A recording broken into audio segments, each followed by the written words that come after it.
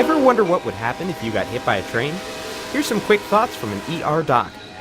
If I took you and I strapped you on the hood of your car and I drove 70 miles an hour, you would be scared to death. So a baseball, if I'm sitting in my car and somebody throws a 55 mile an hour fastball at my driver's side window and it hits my window, the window's going to break. If a train, thousands of times the mass of that baseball, hits me at the same speed, the energy is so much greater. That's what makes people 20 times more likely to die. The speed is the same, but the mass is what makes the energy so much worse. In motor vehicle collisions, whether it's involved with another car, whether it's involved with a train or a solid object, what happens is we have 3 phases of deceleration. If you're traveling 70 miles an hour and you slam into a train, the first thing that stops is that car. But the laws of physics, Newton's first law of physics says a body in motion or at rest tends to stay in motion or at rest until acted on by an outside force. And what that means is when that car comes to a stop, you're still traveling 70 miles an hour. Seatbelts and airbags are designed to make you stop at the same time that car stops. That helps you ride down the safety features of the car. Now, the third phase of deceleration is the reason we can't save all the people that we like to save in automobile crashes, and that's because your internal organs are still traveling 70 miles an hour. It only takes a split second to lose control of the vehicle.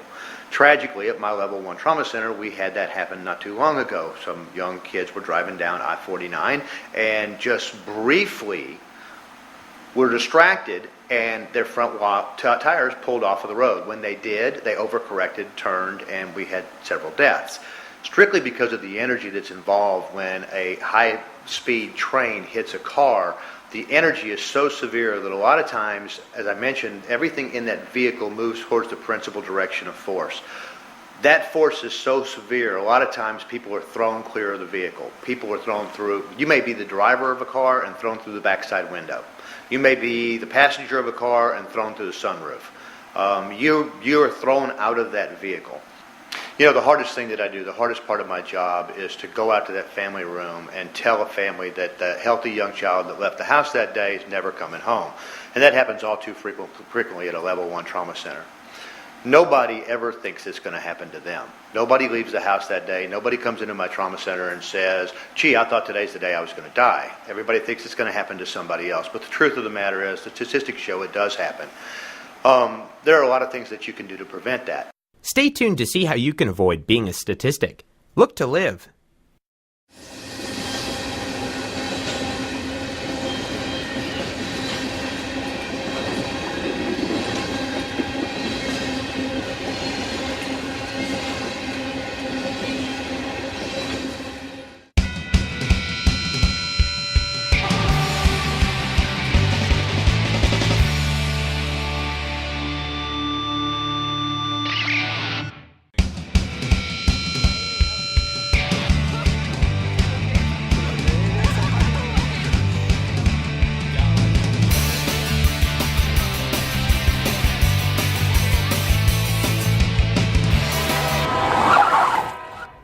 Too close. And the problem is that it happens far more often than you think. But do you know how this can be avoided?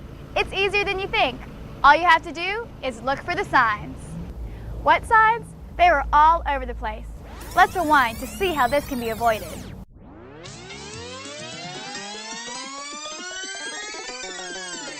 When you see an advance warning sign, pay attention because you are approaching a railroad crossing. Pavement markings may also be present. This would be a good time to lower the radio, check behind you, and put your foot over the brake. See that sign? It's called a crossbuck, and it tells you to yield to trains. You might also see a yield sign at the crossing. Yield on the highway means slow down, prepare to stop, and look for traffic before going. It's the same here, just instead of a car, we're dealing with a 12 million pound train. You can avoid real disaster by simply obeying the signs.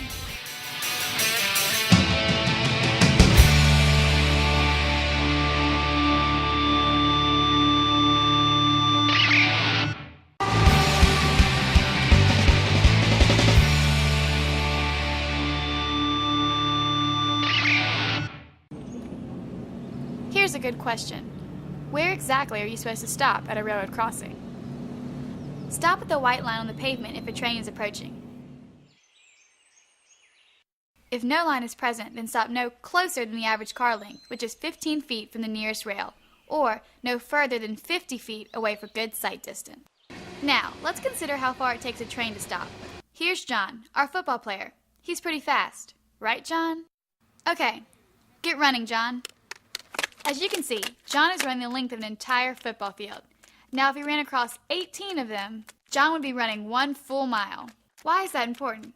Well, besides us having fun trying to wear John out, this 1 mile number also relates to our train. At just 55 miles per hour, it takes the average train at least 1 mile to stop. That's 18 football fields to slow this train down from 55 miles per hour to 0. By the way, it takes John a lot less to stop.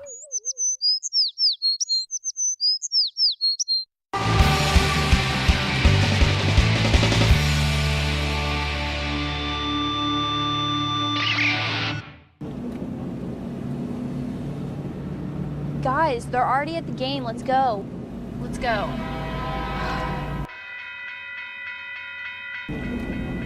Look, now the train's gonna make us late. Relax, he's too slow. I'll beat the train through the crossing easy.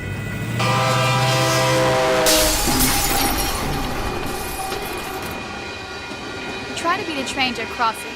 Is the risk of being disfigured or losing your life worth the seconds you might save?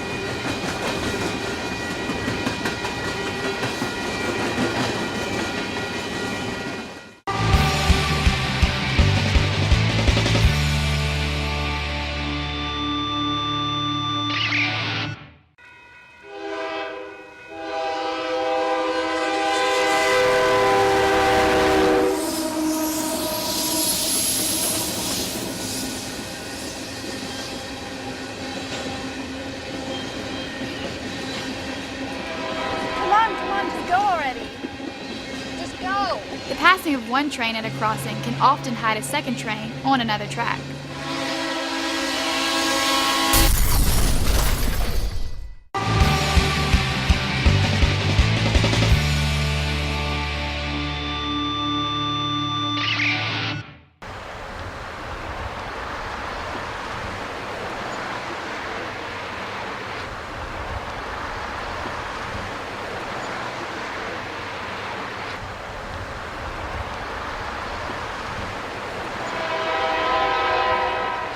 Be sure when you start across the tracks, there's room on the other side to get completely across.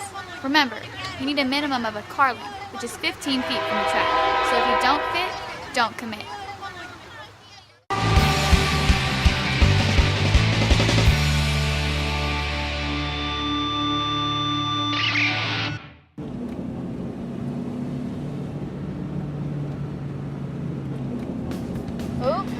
I love this song. Girls, turn it up.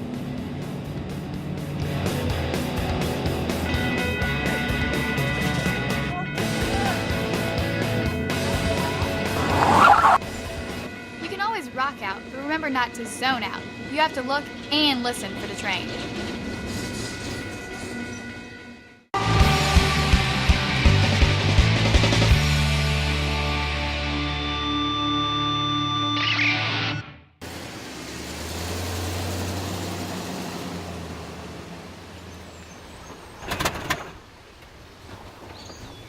Oh, come on, start.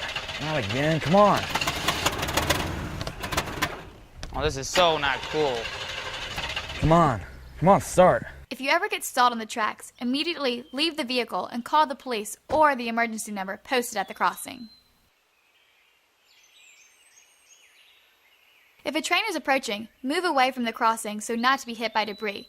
Your vehicle can always be replaced. You can't.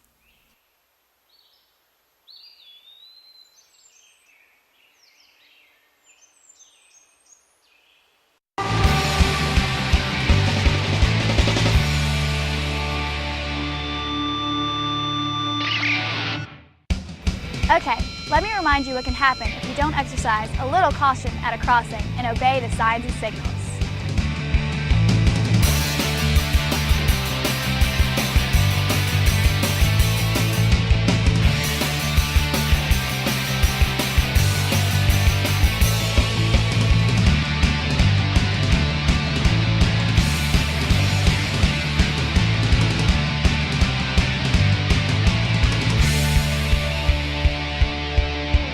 Remember, every time you approach a railroad crossing, slow down and be prepared to stop.